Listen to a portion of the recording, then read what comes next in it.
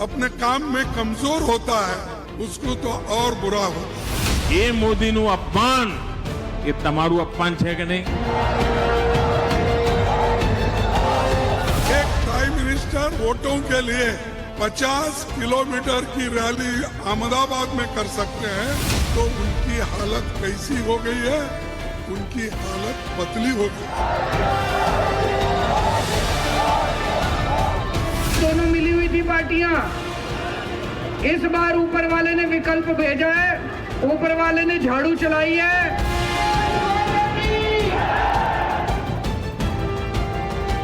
તમે જેટલો કીચડ ઉછાળશો એટલું જ કમળ વધારે ખીલવાનું છે।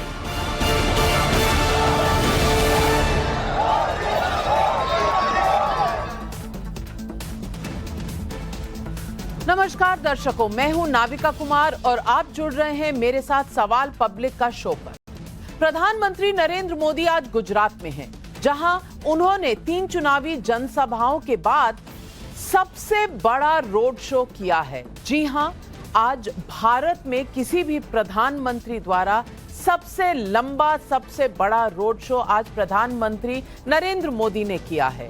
लगभग 50 किलोमीटर का ये रोड शो अहमदाबाद की 16 विधानसभाओं से गुजरता हुआ निकला। उधर आज से भारत की G20 की अध्यक्षता भी शुरू हो गई है। आज भारत के 100 यूनेस्को हेरिटेज साइट्स पर G20 का लोगो जगमगा उठा है। प्रधानमंत्री नरेंद्र मोदी का ये सिग्नेचर स्टैंप है। सवाल है कि G20 भी, गुजरात भी, मोदी कहां नहीं? ये सवाल इसलिए अहम है क्योंकि मोदी को रावण कहने पर फंसी कांग्रेस पार्टी की सफाई ये है कि वो तो बेरोजगारी, महंगाई जैसे रावणों पर सवाल उठा रही थी, जबकि प्रधानमंत्री अपनी जिम्मेदारियों से भागकर चुनाव प्रचार में जुटे हैं। सवाल पब्लिक का आज ये है कि क्या चुनावों में व्यस्त होने के बावजूद नरेंद्र मोदी ने बतौर प्रधानमंत्री अपने ऑफिशियल काम से कॉम्प्रोमाइज किया? अगर हां तो सबूत कहां है? और अगर नहीं तो क्या इसलिए रावण जैसे मुद्दे के बीच चुनाव में कांग्रेस लेकर आई है? और जैसा कि सवाल पब्लिक का शो पर मैंने परसों से यह सवाल उठाया था कि राम को काल्पनिक बता चुके लोग आज रावण की गाली कैसे दे रहे हैं? आज प्रधानमंत्री ने भी यही मुद्दा उठाकर कांग्रेस को घेर लिया। बीजेपी के राम वर्सेस कांग्रेस का रावण, ये कैसा रण? सवाल पब्लिक का आज यही है।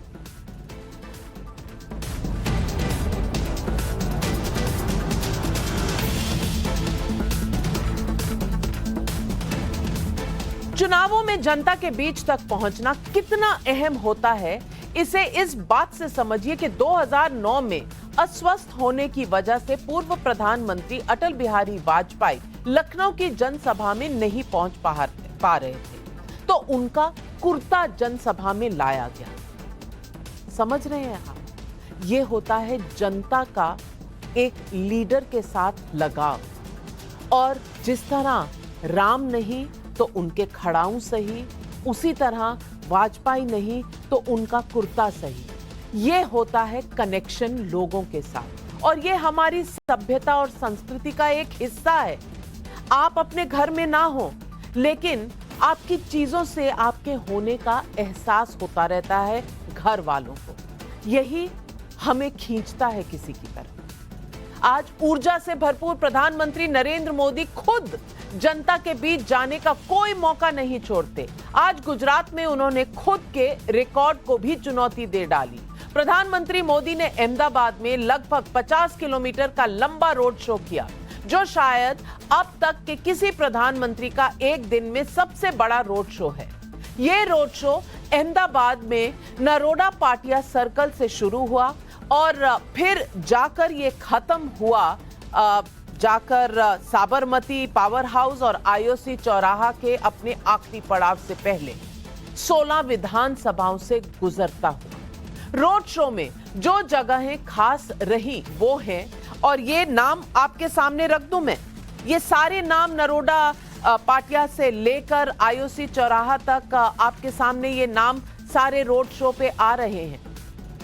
सुहाना रेस्टोरेंट, शाम शिखर चौराहा, RTO circle, Sabarmati power house, यहां से गुजरते हुए प्रधानमंत्री नरेंद्र मोदी के इस चुनावी रोड शो के बीच एक एम्बुलेंस को भी रास्ता दिया गया, क्योंकि ये प्रधानमंत्री हैं जो लोगों के बारे में सोचते हैं। उधर गुजरात में मानो आधे मन से चुनावी लड़ाई लड़ रही कांग्रेस इसी बात पर परेशान है कि मोदी इतना प्रचार क्यों कर रहे हैं भाई। ये सवाल उठाने के लिए कांग्रेस अध्यक्ष मल्लिकार्जुन खड़गे ने जिस रावण का सहारा लिया, मोदी ने अब उसे ही मुद्दा बना दिया। सुनिए आज गुजरात की एक जनसभा में प्रधानमंत्री नरेंद्र मोदी ने क्या कहा। હવે તમે મને કહો, રામ ભક્તોના ધરતી પર રામ ભક્તોની સામે એમના પાસે બોલાવડાવવામાં આવ્યું કે તમે મોદીને 100 માથાવાળો રાવણ કહો, બોલો। ભાઈઓ બહેનો, આપણે જાણીએ છીએ કે આ કોંગ્રેસ પાર્ટી એ રામના અસ્તિત્વને સ્વીકાર નથી કરતી। આ કોંગ્રેસ પાર્ટી अयोध्या में भगवान राम मंदिर ने पण भव्य राम मंदिर में पण एनो विश्वास नहीं। आ कांग्रेस पार्टी एने तो राम सेतु सामे वांधो, एवी कांग्रेस पार्टी मने गाळो बोलवा माटे रामायण मांथी रावण ने लई आई, बोलो। राम के नाम पर मोदी का कांग्रेस पर यह प्रहार बहुत जोरदार है। यूपीए सरकार के दौरान सुप्रीम कोर्ट में दाखिल एफिडेविट में राम के अस्तित्व पर सवाल उठाए गए थे। हालांकि इस एफिडेविट को वापस भी लिया गया था, लेकिन कहते हैं ना कि तीर कमान से बात जुबान से निकल गई तो फिर वो वापस नहीं आती। देश ने तो देख ही लिया कि अयोध्या में राम मंदिर के लिए कैसी कैसी लड़ाइयां हिंदू समाज को लड़नी पड़ी हैं। अब जब गुजरात में रावण के सहारे राम के मुद्दे की एंट्री हुई है, तो मैं कांग्रेस अध्यक्ष मल्लिकार्जुन खड़गे के बयान पर सफाई में कांग्रेस सांसद रणदीप सुरजेवाला का अहम बयान सुनवाना चाहता हूं। इस देश में बुराई का अंत होना चाहिए या नहीं? खड़गे साहब का सवाल सीधा है, वो हर कांग्रेस के साथी का है। इस देश में बेरोजगारी के रावण को हटना चाहिए या नहीं? इस देश में महंगाई के रावण का खात्मा होना चाहिए या नहीं? इस देश में संविधान पर हमला करने वाली हर ताकत को रावण की दृष्टि से देखा जाना चाहिए या नहीं? सवाल बस इतना है, वो व्यक्तियों में उलझाएंगे, हम वैचारिक लड़ाई लड़ेंगे। महंगाई का रावण, बेरोजगारी का रावण, रणदीप सुरजेवाला का मुद्दा तो अच्छा है, लेकिन कांग्रेस अध्यक्ष खड़गे जी के विवादित बयान को आपके लिए मैं कॉन्टेक्स्ट में रखना चाहूंगी। मल्लिकार्जुन खड़गे ने कहा था कि मोदी प्रधानमंत्री हैं, उनको प्रधानमंत्री का काम मिला हुआ है, फिर सब जगह प्रचार क्यों कर रहे हैं?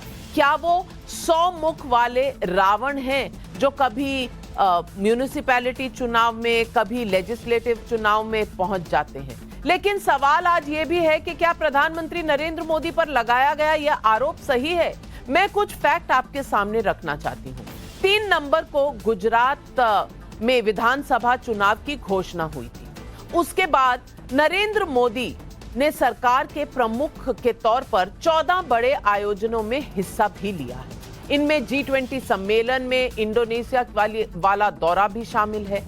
गुजरात में चुनाव प्रचार की वजह से नरेंद्र मोदी का प्रधानमंत्री वाला कोई काम रुका या रीशेड्यूल हुआ, ऐसा कोई सबूत फिलहाल सामने नहीं है।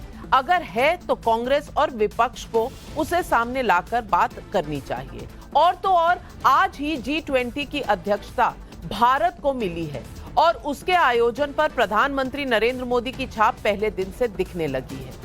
जिन 100 हेरिटेज साइट्स पर रोशनी से G20 का लोगो प्रकाशित किया गया है। उनमें श्रीनगर का शंकराचार्य मंदिर भी शामिल है। क्या दुनिया में भारत का चमकता चेहरा बिना भारत की तरक्की के दिख रहा है? सवाल उठाने वाले क्या कह सकते हैं कि 2022 की दूसरी तिमाही में मैन्युफैक्चरिंग के ग्रोथ में बड़ी गिरावट है, लेकिन क्या इस फैक्ट को नजरअंदाज किया जा सकता है कि भारत की विकास दर बड़ी अर्थव्यवस्थाओं में सबसे अधिक है? विश्व मंच पर कोविड के असर ने बड़े बड़े सूरमाओं को कैसे परास्त किया है, इसे चीन से आ रही तस्वीरें बता रही हैं। चेयरमैन माओ के बाद चीन के सबसे स्ट्रॉन्ग लीडर माने जाने वाले शी जिनपिंग के कोविड मैनेजमेंट के खिलाफ रोज चीन में सड़कों पर दंगे हो रहे हैं। लॉकडाउन के नाम पर चीन खुली जेल बना हुआ है। हर दूसरे दिन विरोध बढ़ता चला जा रहा है। यहाँ भारत में लॉकडाउन इतिहास हो चुका है और 80 करोड़ लोग मुफ्त में गरीब कल्याण योजना और राशन अभी भी पा रहे हैं। लेकिन कांग्रेस अध्यक्ष मल्लिकार्जुन खड़गे ने आज सवाल उठाया कि मोदी ने किया ही क्या है। सुनिए खड़गे जी का ये बयान। सभी जगह अगर वही आते हैं तो फिर दूसरों की क्या जरूरत है? वो अकेले ही करने दो। लेकिन अगर कहे हम वो अकेले ही करना चाहते हैं, अकेले ही क्रेडिट लेना चाहते हैं, तो हमेशा जरा अच्छा नहीं लगता उनको, क्योंकि वो हम कुछ सच बात कहते हैं तो जरा बुरा लगता है। और जो आदमी अपने काम में कमजोर होता है उसको तो और बुरा लगता है। तो आज सवाल पब्लिक का है, क्या गुजरात चुनाव में राम रावण के मुद्दे की एंट्री कराकर कांग्रेस ने बीजेपी को एडवांटेज दे दिया है? सवाल नंबर 2, क्या चुनावी प्रचार के लिए प्रधानमंत्री के कामकाज पर सवाल उठाना सही है? सवाल नंबर 3, क्या अपने हर काम को 100% देने वाले मोदी के सामने विपक्ष के नेता पार्ट टाइमर नजर आ रहे हैं? यही है आज पब्लिक के सवाल। और आइए इन सवालों के जवाब लेते हैं। हमारे साथ जुड़ रहे हैं बीजेपी के प्रवक्ता जफर इस्लाम, लोकेश जिंदल कांग्रेस के लीडर है, रतन शारदा राजनीतिक विश्लेषक, डॉक्टर ईशान त्रिवेदी भी राजनीतिक विश्लेषक, आशुतोष वरिष्ठ पत्रकार, विष्णु पांडे भी हमारे साथ वरिष्ठ पत्रकार है। लेकिन लोकेश जिंदल जी, मैं आपसे पूछना चाहती हूँ, ये इतनी दिक्कत क्यों है कांग्रेस पार्टी को कि प्रधानमंत्री प्रचार कर रहे हैं? अब प्रचार और उनका स्ट्राइक रेट है जो 80%, क्या इस स्ट्राइक रेट का बेटर हो जाएगा, इससे डर लगता है? या आपके पास लीडर नहीं है भेजने के लिए? और ये देखिए 50 किलोमीटर का रोड शो करना आसान नहीं होता। 4 बजे से जो ये रोड शो चल रहा है हमारे चैनल पर और तमाम लोग देख रहे हैं जिस तरह से प्रधानमंत्री नरेंद्र मोदी जनसभाएं करने के बाद ये 4 घंटे से रोड शो कर रहे हैं, इसमें ऊर्जा भी लगती है, एनर्जी भी लगती है और साथ में रिस्क तो होता है ना कि 4 घंटे लोग वहां खड़े रहेंगे, लोग आएंगे या नहीं आएंगे, और प्रधानमंत्री का रोड शो हो और लोग ना आए। अब और विपक्ष के नेता तो टेलीस्कोप लगाकर बैठे हुए हैं, अरे भाई भीड़ नहीं आई, अरे भीड़ आई पर वोट नहीं आएंगे, ये सब बोलते ही रहेंगे। रिस्क लेने वाला आदमी, हर जगह पहुंचने वाला आदमी, क्या यही एक तोड़ रह गया है, यही एक क्रिटिसिज्म रह गया है? बहुत अच्छी बात की नाविका जी। हमारे प्रधानमंत्री शाम के 4 बजे से रोड शो कर रहे हैं। इतना मुश्किल होता है 50 किलोमीटर का रोड शो करना? तो इतना मुश्किल है, हमें कैसे पता लगेगा जब हम 2.5 महीने से पदयात्रा पर है, कन्याकुमारी से कश्मीर जा रहे हैं, लाखों लोगों से मिलते हैं, उन्हें सिर्फ हाय टाटा बाय बाय नहीं करते, हम तो साथ में लोगों को मिलते हैं, साथ में जोड़ते हैं, पैदल चलते हैं। ये होता है जनप्रतिनिधि, ये होता है नेतृत्व। नेतृत्व का मतलब शान शौकत और पूरे कॉन्वॉय के साथ जाना, सब लोगों को दिखाना कि पावर क्या होती है। ये नेतृत्व नहीं होता। नेता वो होता है जो अपने लोगों के साथ खड़ा रहे, किसानों का, शोषित वर्गों का, आदिवासियों का, महिलाओं का, हर एक का दुख दर्द सुने, उसे सुनकर उनका निदान करे, उनके साथ बढ़े। ये होता है नेतृत्व। नेतृत्व का मतलब ये नहीं होता कि आप पूरी सरकारी मशीनरी लेके एक बहुत बड़ा तमाशा और ताम करके दुनिया को दिखाओ कि देखो पावर का डंका क्या होता है। कांग्रेस ने सही नेतृत्व क्या है, ये राहुल गांधी द्वारा पूरे विश्व को दिखाया है। जहां एक व्यक्ति नफरत की आग के लिए, सिर्फ केवल सत्ता के लिए नफरत की आग फैला रहा है, वहां एक व्यक्ति प्रेम, भाईचारा और अहिंसा का संदेश दे रहा है। कन्याकुमारी से कश्मीर तक ये होता है नेतृत्व, ये होता है असली नेता। चलिए, आप प्रेम फैला रहे हैं तो शायद हिमाचल प्रदेश और गुजरात में जीत आप ही की होगी। जफर इस्लाम, लोकेश जिंदल का कहना है कि राहुल गांधी प्रेम और प्यार फैला रहे हैं, हालांकि वो चुनाव वाले क्षेत्र में नहीं जा रहे हैं, प्यार उनका बाकी के भारत में काफी फैल रहा है। वो कह रहे हैं कि ये जो 4 घंटे का जो रोड शो है, ये गवर्नमेंट मशीनरी का मिसयूज है। जवाब दीजिए। देखिए, 100 चूहे खाकर बिल्ली हज को चली, ये कहावत है। वही लगता है जब कांग्रेस पार्टी कहती है प्यार बांटना चाहती है, लोगों को एकजुट करना चाहती है। समाज को तोड़ने का काम उन्होंने किया, नफरत की राजनीति उन्होंने की, समाज को बिखेर के पूरे 60 साल तक राजनीति की। अब तब एक ऐसी सरकार है कि पूरे समाज को साथ लेके चलना चाहती है, तो उनके पेट में दर्द होता है। अरे भाई, अगर आपको भारत तोड़ो यात्रा करना था तो आपको वाकई लगता था कि लोग आपसे जुड़ेंगे, पूरे तौर से आप एक्सपोज होते अगर आप ऐसे स्टेट में आते जहां इलेक्शन हो रहा था। हार का सेहरा जो आप पहनना नहीं चाहते राहुल गांधी, इसलिए मैदान छोड़ के भाग गए। हकीकत तो है कि कोई भी लीडर, इस तरह की बातें जब खोखली लगती है, इसलिए कि अगर कोई भी लीडर राजनीति में अपने पार्टी को मजबूत बनाना चाहता है, अपने पार्टी के लिए लड़ता है, अपने पार्टी को आगे बढ़ाना चाहता है, अपने पार्टी को जीत दिलाना चाहता है। राहुल गांधी क्या कर रहे हैं? बैठे बैठे बाहर में, मैदान के बाहर 12th मैन का कोई काम है क्या राजनीति में? तो 12th मैन का रोल प्ले कर रहे, पानी लाओ, ये लाओ, वो सब जो होता है क्रिकेट में आपको पता ही होगा, वो 12th मैन है। जो लोग मैदान से बाहर छोड़कर गए मैदानी जंग में, जिस तरह के इलेक्शन के टाइम में, समझिए वो मैदान में रहना नहीं चाहते, ऐसे जंग से भागना चाहते हैं। और वही कांग्रेस का, और उसकी वजह यह है कि कांग्रेस के पार्टी को जवाब उनके पास नहीं, जो 70 सालों में उन्होंने काम किया है उसका जवाब नहीं है। इसलिए कि लोगों को कहीं ना कहीं एक तरह से वोट बैंक की तरह इस्तेमाल किया और उसको छोड़ दिया। और बिल्कुल, और लोकेश जी, आपको कुछ ना कुछ जो जफर इस्लाम कह रहे हैं कहीं ना कहीं चुभा है, लेकिन आऊंगी आपके पास। पहले डॉक्टर इरशान त्रिवेदी से पूछना चाहती हूं। डॉक्टर इरशान त्रिवेदी, क्या चुनावी रण में कहीं ना कहीं नेताओं को नजर आना चाहिए या नहीं? ये राहुल गांधी नजर नहीं आ रहे हैं, इसीलिए कांग्रेस का ये पलटवार है कि बार बार मोदी को टारगेट कर रहे हैं कि भाई वो क्यों नजर आ रहे हैं? क्या चुनाव में नेता का नजर आना उसके अगेंस्ट जाएगा, और क्या ये मुद्दा बनेगा किसी चुनाव का? मैं नहीं मानता, क्योंकि यहाँ पे क्या सिचुएशन है अवंतिका जी, कि जिस प्रकार से मोदी जी चलो बहुत काम करता है, अप्रिशिएट एज ए प्रधानमंत्री, चलो बहुत काम करता है, लेकिन वो काम शायद जनता तक ठीक से पहुंचता नहीं है। यानी कि मोदी जी की जो टीम है वो अनफॉर्चुनेटली पावरफुली काम नहीं कर सकती, वरना तो पंजाब के भगवंत मान जी ने 25,000 लोगों का 0 बिजली का बिल दिखाया। वो भारतीय जनता पार्टी 27 सालों से गुजरात में है, तो वो शायद कर सकती थी। दूसरा कि जिस प्रकार से मुद्दों को भटकाने की कोशिश हो रही है, ये शायद कांग्रेस का सेल्फ गोल हो सकता है कि कांग्रेस बहुत अच्छा कर रही थी गुजरात में, साइलेंट जा रही थी, लेकिन अचानक से उनके बड़े लीडर आ जाते हैं और अचानक से वो रावण वाला जो स्टेटमेंट दे देते हैं, तो शायद ये उनके लिए शायद सेल्फ गोल हो सकता है। लेकिन वो बीजेपी को फायदा पहुंचाने की एक मुहिम हो गई। यानी मोदी जी के पास भी मुद्दे नहीं है, मोदी जी भी ऐसे बोल रहे हैं विकास का मुद्दा, लेकिन वो बात तो रावण और उनके ऊपर लगी गालियों की बात करता है। जनता की बात कौन करता है? जो नेता जनता की बात करता है, सिर्फ चेहरा दिखाना, चेहरे के ऊपर फोकस करना, काम करना, इस तरीके से रैली करना, G20 में जाना, नेशनल लेवल और इंटरनेशनल लेवल पे शायद भाजपा बहुत अच्छा कर रही है। मैं तो बोलूंगा मोदी जी बहुत अच्छा कर रहे हैं। अगेन, मैं भाजपा अच्छा कर रही है मैं ऐसा नहीं बोल सकता। चलिए त्रिवेदी जी, आपने मुद्दा उठाया है कि जनता के मुद्दे सिर्फ आम आदमी पार्टी उठाती है। वैसे मेरा नाम नाविका है, अवंतिका नहीं। अवंतिका ज्यादा मुश्किल है नाम, शायद नाविका आसान होगा बोलने का। पर मैं आपको सुना देती हूँ अरविंद केजरीवाल ने क्या कहा, और हमारे दर्शक आज जज करेंगे कि ये क्या आम इंसान को छूने वाले मुद्दे हैं। सुनिए। ये चुनाव आपका भविष्य बना सकता है।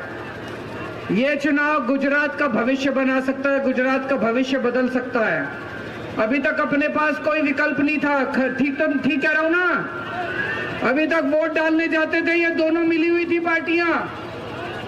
इस बार ऊपर वाले ने विकल्प भेजा है, ऊपर वाले ने झाड़ू चलाई है। ऊपर वाले का इशारा समझो और सारे जने मिलके इस बार अपने लिए, अपने परिवार के लिए झाड़ू का वोट दबाना। अब रतन शारदा जी, ऊपर वाले ने इन्हें भेजा है और ये जन्माष्टमी के दिन पैदा हुए हैं और बाकी दोनों पार्टियां मिली हुई हैं, ये तो जनता के मुद्दे हैं ना? क्या आपको ये जनता के मुद्दे लग रहे हैं?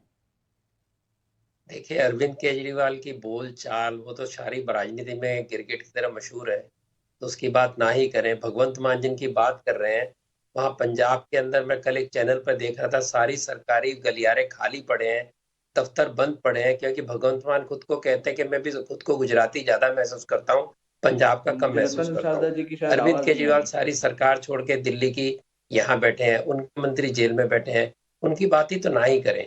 जहां तक मोदी जी का सवाल है, देखिए, राजनीतिक पार्टियां एनजीओ तो है नहीं। राजनीतिक पार्टियां इलेक्शन लड़ने के लिए बनती हैं, इलेक्शन जीतने के लिए बनती हैं। अगर भाजपा इलेक्शन जीतने के लिए पूरा जोर लगाती है तो लोगों को कष्ट क्या होता है? अगर राहुल गांधी इलेक्शन के झंझट छोड़ के एक जयप्रकाश नारायण बनना चाहते हैं और सारे देश की यात्रा करके लोगों को राजनीति से अलग रखना चाहते हैं, तो उनको शुभकामनाएं हैं। लेकिन वो ऐसे व्यक्ति हैं जिनका रिकॉर्ड है 90% फेलियर का। तो ऐसे 90% फेलियर वाला जो व्यक्ति है, जिसको वहां के इलेक्शन वाले लोग बुलाना भी नहीं चाहते, वो जाते भी नहीं, वो अगर वो कहे महान नेता है तो धन्य मैं ऐसे नेता बड़े अच्छे हैं, भाजपा इसका स्वागत करेगी। तो इस प्रकार की बातें करना है। कांग्रेस के व्यक्ति ने कहा कि संविधान पर हमला बड़े महीनों से लोग कह रहे हैं। मुझे एक उदाहरण दीजिए संविधान पर हमले की। भारत का संविधान 100 बार अमेंड हुआ कम से कम 95 अमेंडमेंट कांग्रेस के शासन में, सेक्युलर शासन में हुए, भाजपा के शासन में नहीं हुए। भाजपा के शासन के पहले 5 साल और अब के 8 साल 13 साल में इतने संविधान नहीं बदले गए जितने इन्होंने बदले।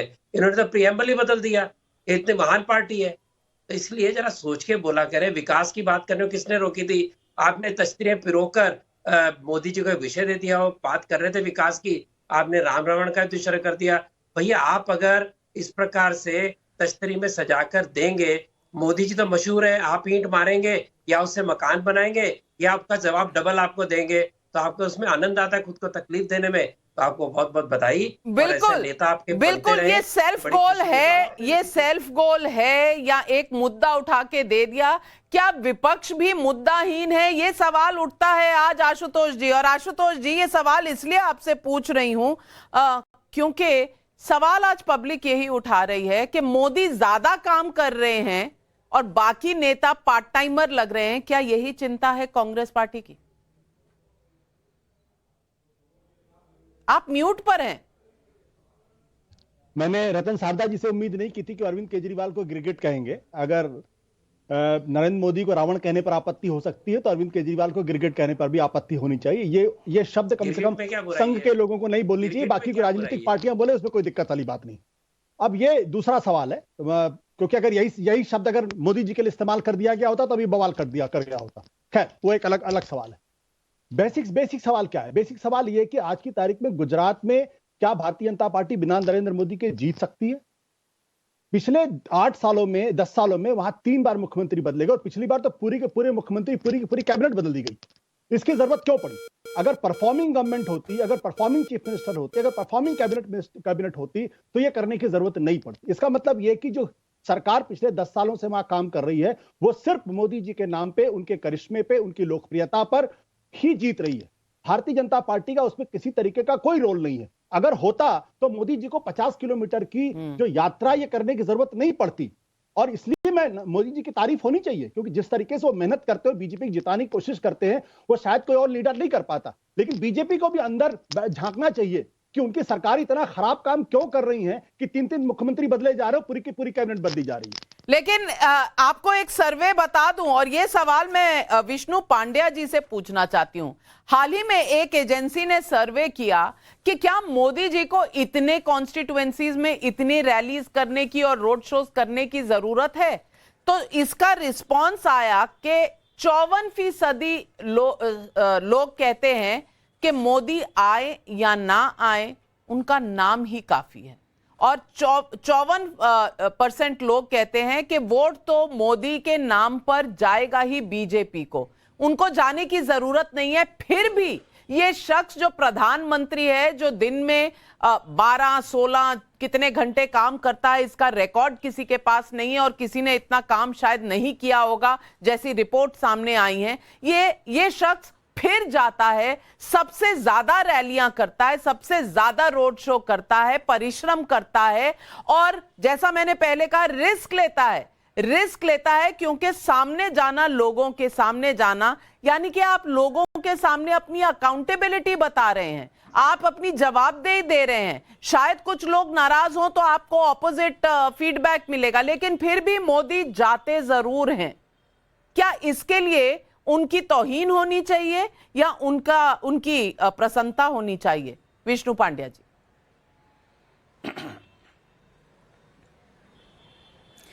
जी, आज मैं अहमदाबाद में ही हूं और नरेंद्र मोदी का रोड शो भी हमने देखा, कुछ विश्लेषण भी हुआ कुछ टीवी पर। सचमुच में बात यह है कि नरेंद्र मोदी अहमदाबाद में जब आते हैं हर बार, और इस बार तो रोड शो किया है, लेकिन वो बड़े लोकप्रिय हैं युवाओं में और महिलाओं में विशेष रूप से कि ये हमारे मोदी हैं, और इसी कारण अब ये आए हैं। तो ठीक है, बाई प्रोडक्ट ये आने वाले 5वीं तारीख के जो मतदान है उस पर भी असर पड़ेगा। लेकिन मुझे एक और दो बात कहनी है। ये पर्सनालिटी कल्ट है। अब पर्सनालिटी कल्ट हिंदुस्तान में हर एक बार चलता है। पहले व्यक्ति पूजा, तो हमारे यहाँ गांधी जी थे तो बहुत सालों तक गांधी जी रहे। फिर जवाहरलाल नेहरू का जमाना आया तो उन दिनों में कहा जाता था कि जवाहरलाल नेहरू अर्थात कांग्रेस और कांग्रेस अर्थात भारत। अब ये इस प्रकार के नारे बजते थे, मैंने सुना है। अब जयप्रकाश नारायण आए आपातकाल के दौरान, उनके बारे में अब स्वयं, उन दिनों में तो अटल जी थे, मोरारजी भाई थे, अडवाणी थे, ऐसे बड़े दिग्गज नेता थे, फिर भी नेता तो एक ही थे, जयप्रकाश। अब इसी प्रकार आगे बढ़िए तो नरेंद्र मोदी अब इसी परंपरा में एक कड़ी है। आज नरेंद्र मोदी का नाम लेकर युवा वर्ग इतना खुश होता है, इतना स्पिरिट उसमें आता है कि पता नहीं कि ये क्यों आता है। फिर उनके पास बहुत से जवाब है। दूसरी बात मुझे ये कहनी है कि आपने कहा कि ये कांग्रेस के नेता ने ये कहा, खड़गे जी ने और केजरीवाल। अब मुझे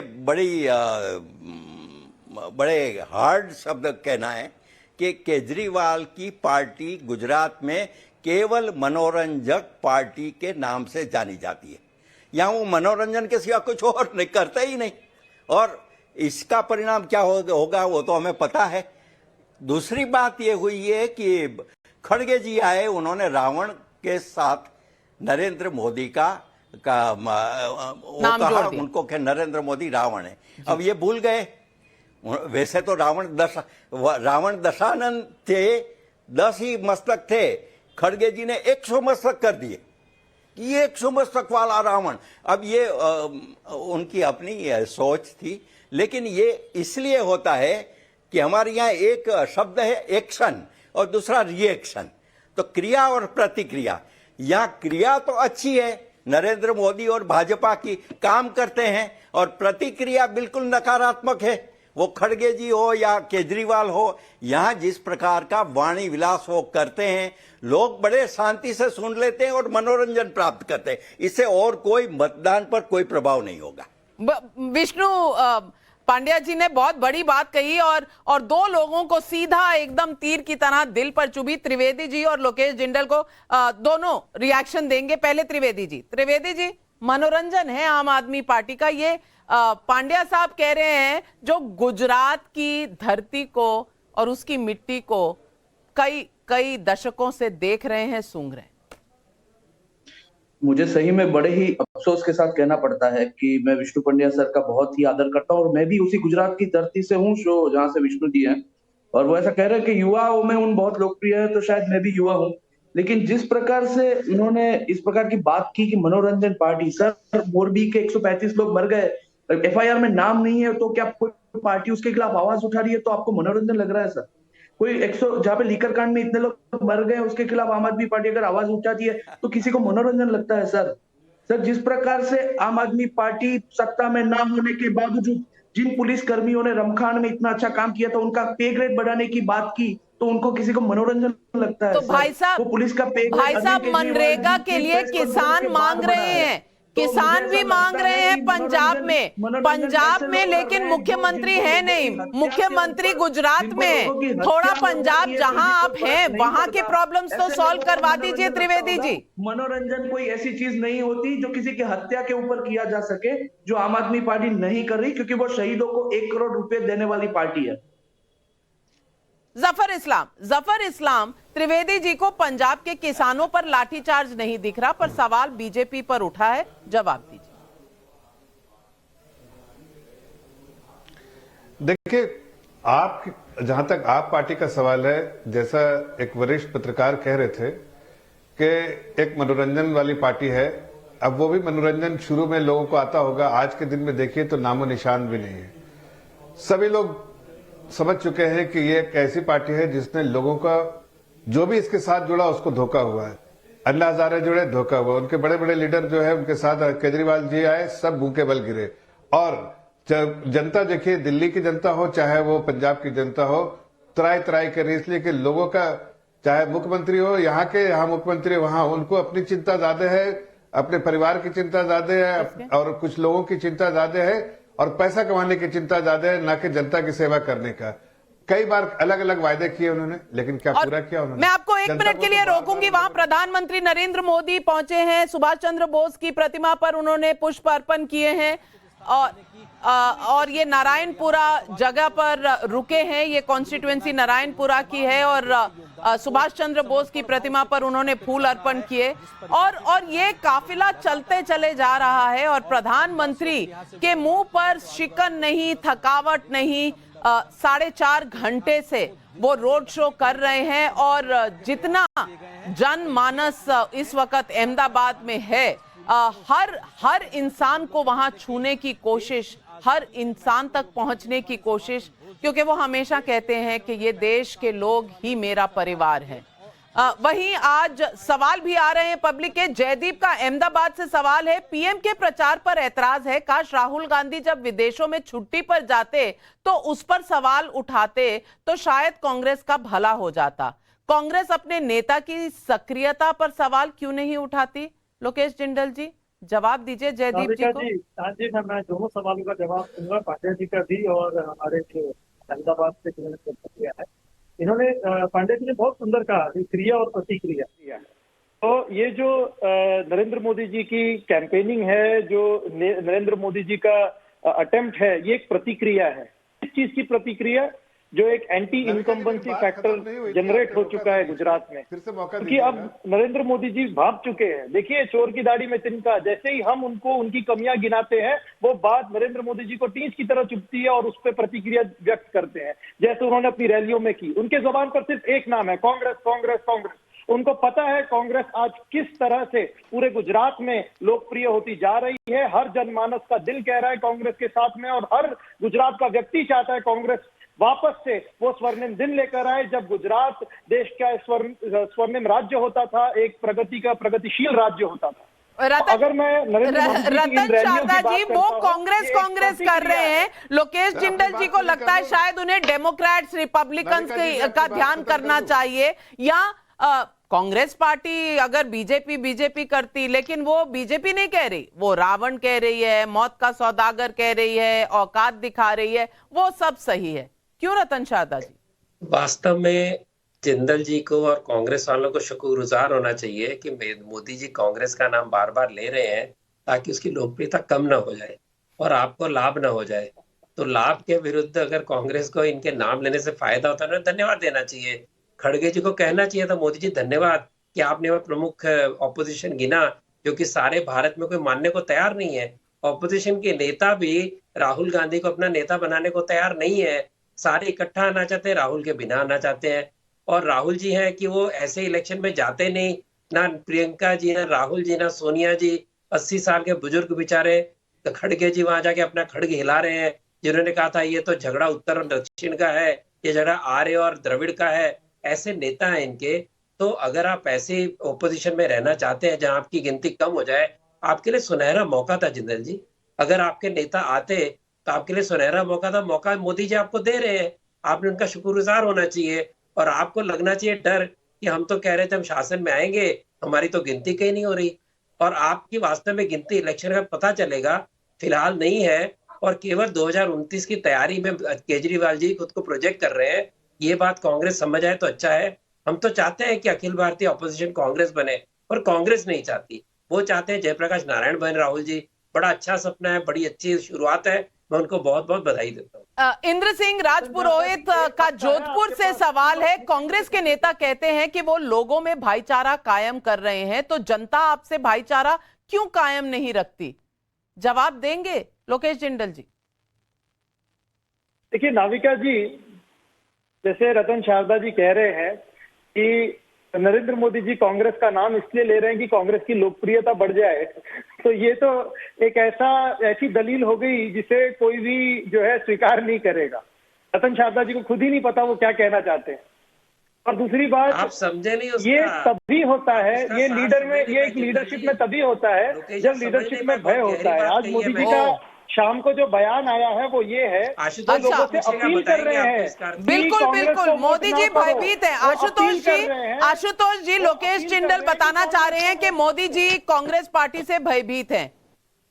आप सहमत हैं? नहीं, ये कहना थोड़ी अतिशयोक्ति हो जाएगी।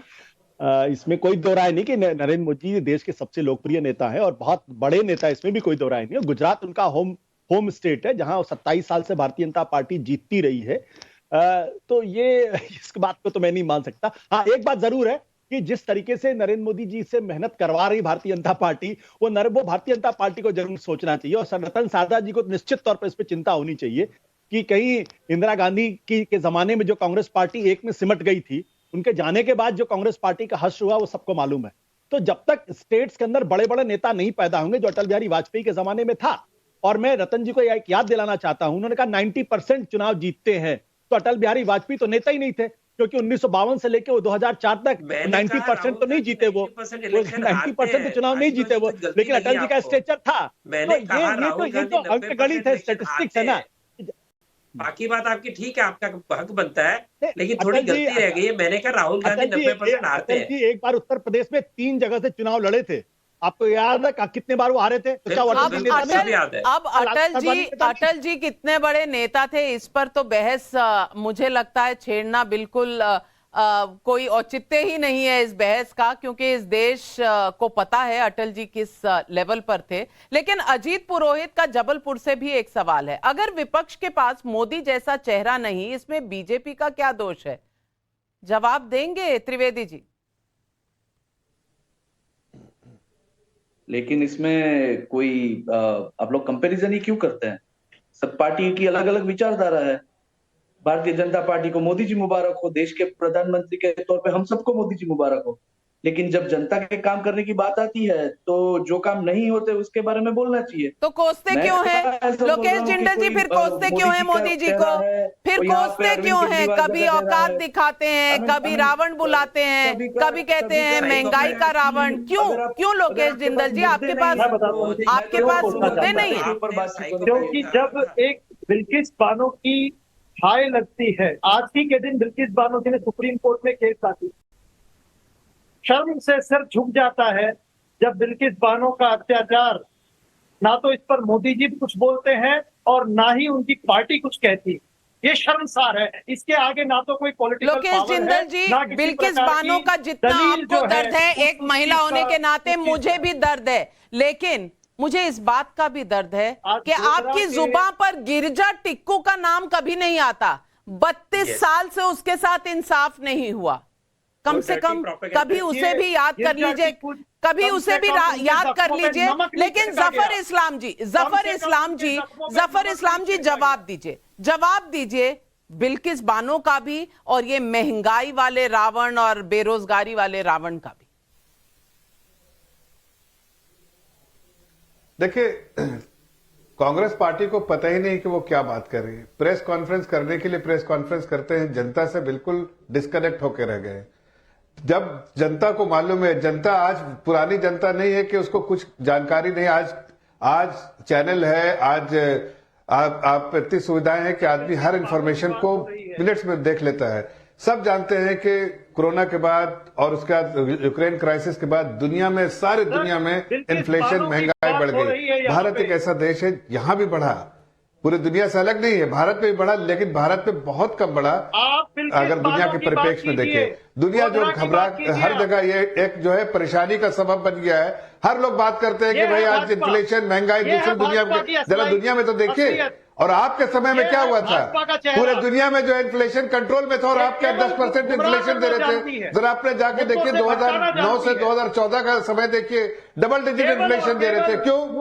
जबकि दुनिया में कहीं इन्फ्लेशन नहीं था। अभी तो सप्लाई चेन डिस्ट्रप्शन की वजह से पूरे दुनिया में इन्फ्लेशन है, लेकिन हिंदुस्तान बहुत अच्छे हालत में है। हिंदुस्तान में ग्रोथ भी हो रहा है, हिंदुस्तान आगे भी बढ़ रहा है, हिंदुस्तान की इकोनॉमी भी तेजी से बढ़ रही है। हिंदुस्तान में पॉवर्टी लाइन से ऊपर भी लोग आ रहे हैं, लेकिन आपकी सोच में फर्क है, इसलिए कि आप देश को आगे नहीं बढ़ना देखना चाहते हैं। आप सब देखते हैं कि परिवार आगे बढ़े। बिल्किस बानो पर भी जवाब दीजिए जफर इस्लाम जी, बिल्किस बानो पर भी जवाब दीजिए। बिल्किस बानो को दोबारा जाना पड़ता है रिव्यू पिटीशन के लिए सुप्रीम कोर्ट, क्या इस पर भी जवाब देंगे? जफर इस्लाम जी, इस मुद्दे पर भी तो बात करनी चाहिए। किस तरह की पॉलिटिकल पार्टी है ये भाजपा? शर्म आनी चाहिए जी। बिल्किस बानो पर भी जवाब दीजिए जफर इस्लाम जी। अरे किसको?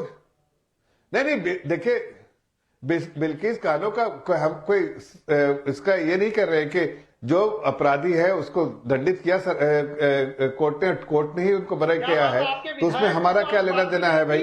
कोर्ट ने उसने सजा काटी है, सजा काट के बाहर निकला है। इसमें हम कोई राजनीतिक मुद्दा है नहीं है। जो आप जरा देखिए, अभी राहुल गांधी जी जो हैं वो बेल पे हैं, कल को जेल चले जाएंगे तो हम क्या कर सकते हैं? अरविंद कुमार सुमन, अब मधुबनी से एक सवाल, दर्शकों का सवाल आ रहा है, क्या मोदी जी के तेज के कारण विपक्षी नेताओं का मति भ्रम हो जाता है और वो गलत बयानी करने लगते हैं?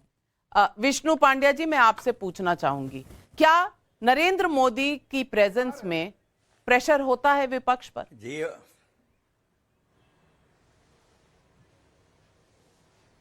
नहीं, ये बात सही है, जिन्होंने पूछा है वो सही कह रहे हैं। सच में मोदी और भाजपा और आरएसएस तीनों का डर ये विपक्षी दलों को है, खास तौर पर कांग्रेस को। अब देखिए, राहुल गांधी कोई भी संदर्भ के बिना हर बार आरएसएस ने ये किया, संघ ने ये किया, यही बात करते। अब उन्हें पता नहीं है कि आरएसएस क्या है। मुझे नहीं पता कि उनको ठीक सही से इतिहास किसी उनके मार्गदर्शकों ने समझाया हो, लेकिन इस प्रकार का मोदी का एक व्यक्तित्व अपने ढंग से है। अब इसमें हमें कोई कुछ भी नहीं कहना चाहिए। अपने ढंग से वो आगे बढ़ रहे हैं, लोग उनको प्यार कर रहे हैं और वो धीरे धीरे आगे बढ़ रहे हैं। मैंने देखा है उनको स्कूटर, मणिनगर में आरएसएस कार्यालय में प्रचारक थे, तब एक स्कूटर पर लेकर आते थे मेरे साप्ताहिक के छोटे से कार्यालय में। हमने उसमें नरेंद्र मोदी को भी देखा है। और आज वो रोड शो में भरचक प्रजा केवल कुछ के बुलाने के लिए नहीं आई है, अपने ढंग से स्वयं आई है, वो उनका सत्कार कर रहे हैं। बिल्कुल, तो इसमें डरने की क्या वजह है? गुजरात और नरेंद्र मोदी का क्या रिश्ता है, ये इन तस्वीरों से पता चलता है। और तस्वीरों के अलावा मैं आपको बता दूं, आज 89 सीटों पर वोटिंग खत्म हो गई, लेकिन ऊर्जा जरा भी खत्म नहीं हुई है।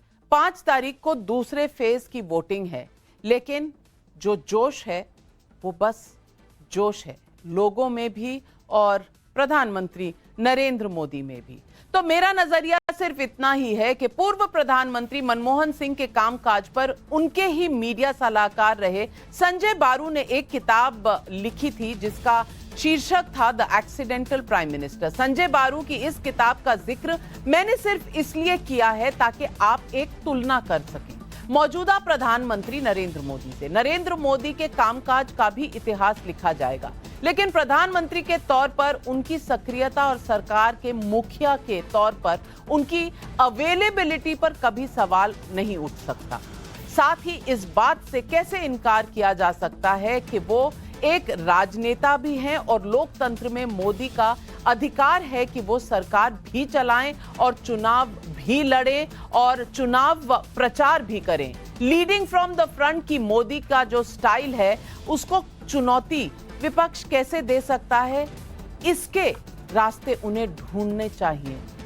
ना सिर्फ इतना कि मोदी के सक्रिय होने पर उन पर प्रहार किया जाए रावण कहकर, क्योंकि देश के लोग तो यही कहेंगे कि भाई आप क्या फुटबॉल के सीजन में सेल्फ गोल कर रहे हो। यही है आज सवाल पब्लिक का। बस आज इस शो पर इतना ही, लेती हूं आपसे इजाजत। नमस्कार।